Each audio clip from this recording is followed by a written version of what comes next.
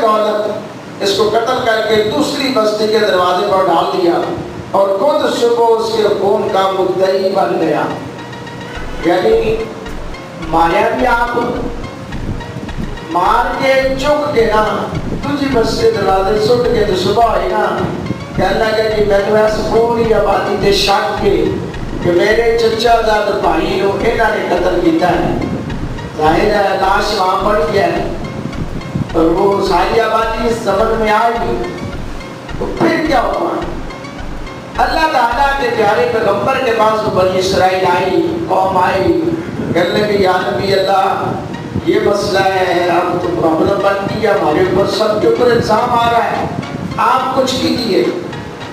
تو اللہ تعالیٰ سے حقیقت حال کا پتہ چل گیا. اس پر جب حضرت موسیٰ علیہ السلام نے رب کی بارگاہ میں التجا کی